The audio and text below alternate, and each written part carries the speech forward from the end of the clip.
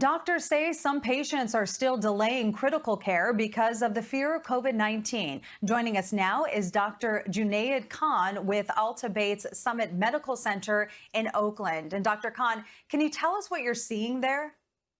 I think what we're seeing and what we're concerned about is patients are scared to come to the hospital.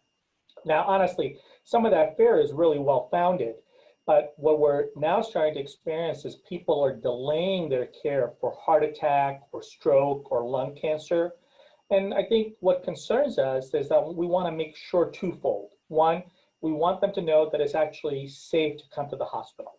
That is, if they're having chest pain, they have problems with their breathing, they should come to the hospital. Frankly, I feel safer at the hospital with respect to COVID than I do when I go to the grocery store. I think everyone in the hospital wears a mask.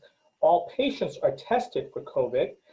In the hospital, the patients that have COVID are in a totally separate part of the hospital in a negative pressure room. So we don't want people delaying care coming to the hospital if they're afraid of COVID.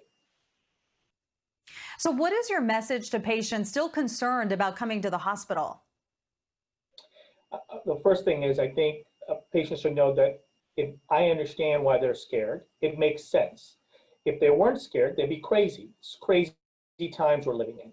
But the hospital is probably one of the safest places you can be right now. We've done it, Sutter's Alta Summit Medical Center has done extraordinary measures to protect not only the patients, but the staff.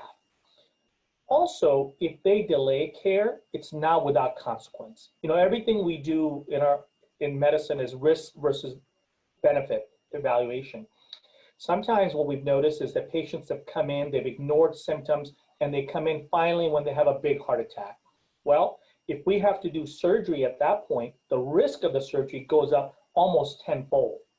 Same thing, we've had patients who were very suspicious for having lung cancer, and they delayed getting their lung cancer treated.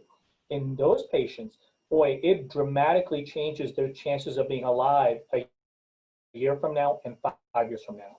So we want patients to come in. We want them to know that we've done some extraordinary things at Alta Summit Medical Center to protect them while they're in the hospital. Talk about the other steps being taken to protect patients from the coronavirus.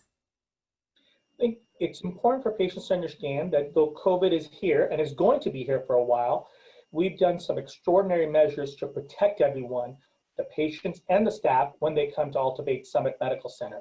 We've actually increased the amount of cleaning that's done in the hospital by environmental services. So all the surfaces are cleaned with bleach.